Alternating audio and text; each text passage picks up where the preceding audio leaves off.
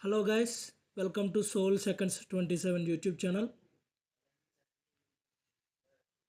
Previous వీడియోలో నా IPO journey మీ అందరితో షేర్ చేసుకున్నాను కదా, దానికి పార్ట్ 2 చెప్పాను కదా. లాస్ట్లో షాడో ఫాక్స్ లిస్టింగ్ అయిన తర్వాత నాకు లాస్ వచ్చిందా ప్రాఫిట్ వచ్చిందా అని చెప్పి మీతో షేర్ చేసుకుంటా అని. ఆ వీడియో కంటిన్యూషన్. ఎవరైనా సరే ప్రీవియస్ వీడియో చూడకపోయి ఉంటే దాన్ని ఒకసారి వెళ్ళి చూడండి.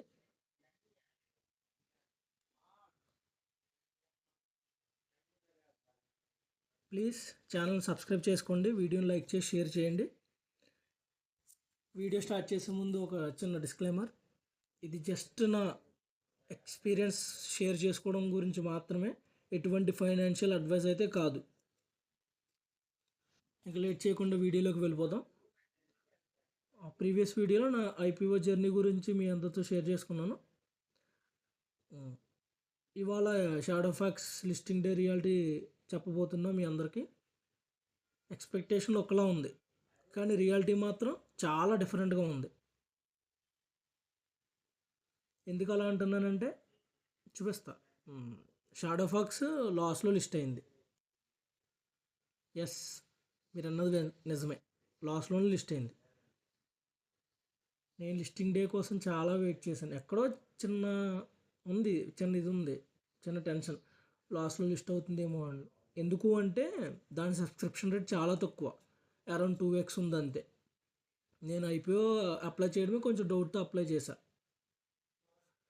సరే చూద్దాం ఏమవుతుందో అని చెప్పి చిన్న కాన్ఫిడెన్స్తో అప్లై చేశాను. సో లిస్టింగ్ డే ఫైనల్లీ ఎంత ఎగరగా వెయిట్ చేస్తుంది, నాకు లిస్టింగ్ డే వచ్చింది. చాలా ఎక్స్పెక్టేషన్స్తో వెయిట్ చేశాను కదా.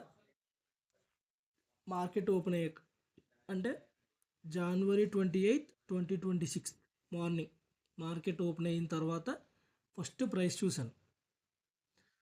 మనం ఇష్యూ చేసిన ప్రైస్తో కంపేర్ చేస్తే స్టాకు మొత్తం లాస్లో లిస్ట్ అయింది, చాలా లాస్లో లిస్ట్ అయింది. చూపిస్తా చూడండి ఎంత లాస్లో లిస్ట్ అయిందో. ఐపీఓస్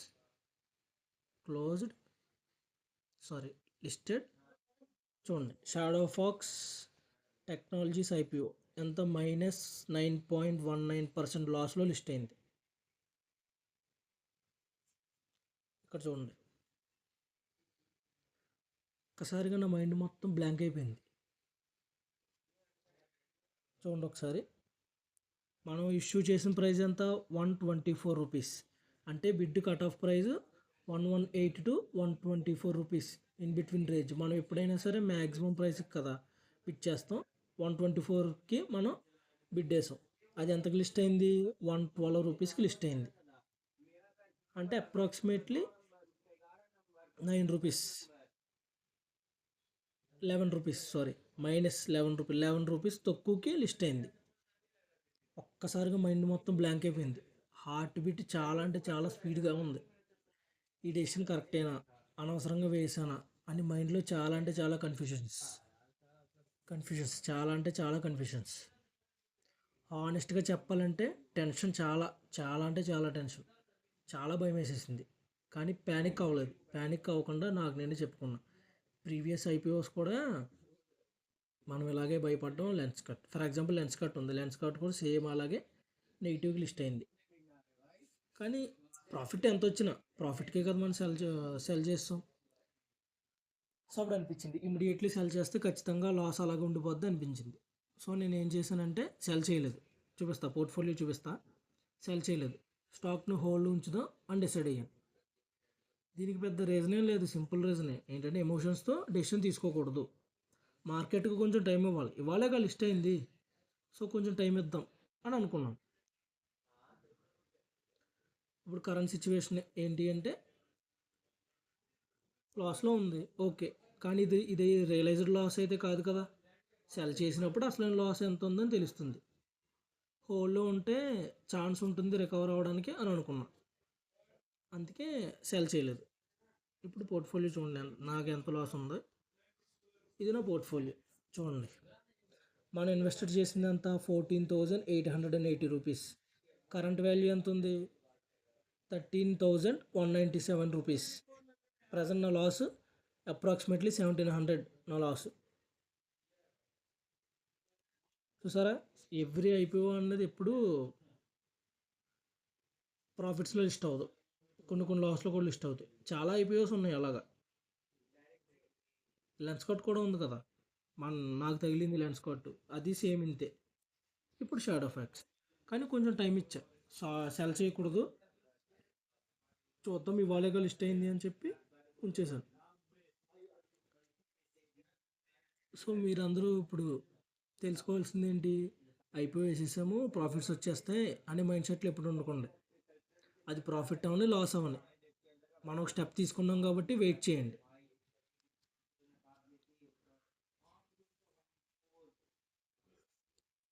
ఈ షాడో ఫాక్స్ ఐపీఓ నుండి నేను నేర్చుకున్న మెయిన్ లెసన్ ఏంటంటే, ఎవ్రీ ఐపీఓ ఇమీడియట్ ప్రాఫిట్ ఇవ్వదు. లిస్టింగ్ డే ఎమోషన్స్ కంట్రోల్ చేయాలి. అంటే లిస్ట్ అయిపోయింది, లాస్లో లిస్ట్ అయింది, అమ్మేద్దాం, లాస్ వచ్చినా పర్లేదు, ఇవేమి కన్ఫ్యూజన్స్ వద్దు. ప్యానిక్ సెల్లింగ్ అవాయిడ్ చేయాలి. హోల్డ్లో పెట్టుకోవడం కూడా ఒక స్ట్రాటజీయే, ఇది గుర్తుపెట్టుకోండి, హోల్డ్లో పెట్టుకోవడం కూడా ఒక స్ట్రాటజీయే. పేషెన్స్ అనేది biggest skill in stock market. Honest reality ఏంటంటే, సోషల్ మీడియాలో చాలామంది సెల్ చేయండి, బై చేయండి అని చెప్తారు, కానీ ఫైనల్ డెసిషన్ మనమే తీసుకోవాలి. నా కేసులో హోల్డ్ చేయడం కరెక్ట్ అనిపించింది, ఫ్యూచర్లో ఏం జరుగుతుందో టైం ఇవ్వాలి కదా. సో చూద్దాం ఏమవుతుంది. నేను లాస్లో, ప్రజెంట్ లాస్లో ఉన్నాను, ఏమో కొన్ని డేస్ హోల్డ్ చేసి వస్తే ప్రాఫిట్కి వెళ్ళొచ్చేమో కదా, చెప్పలేం. స్టాక్ మార్కెట్ ఎప్పుడు ఎలా ఉంటుంది ఎవరో చెప్పలేరు, సెకండ్లో మారిపోతుంది మొత్తం.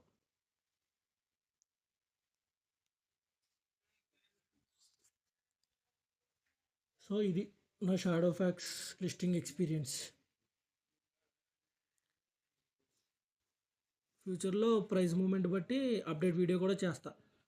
ఇప్పుడు నేను హోల్డ్ చేశాను, తర్వాత అమ్మేస్తే ఎంతకు అమ్మాను, లాస్లో అమ్మానా, లేదంటే ప్రాఫిట్ ఎంత వచ్చింది ఏంటనేది ఒక వీడియో, ఒక షార్ట్ వీడియో చేసి పెడతాను ఖచ్చితంగా. ప్రాఫిట్ వచ్చినా లాస్ వచ్చినా హానెస్ట్గా షేర్ చేస్తా. ఇది నా ఒరిజినల్, నా పోర్ట్ఫోలియో, ఎవరిది కాదు. ఇదిగో చూడండి, నాదే.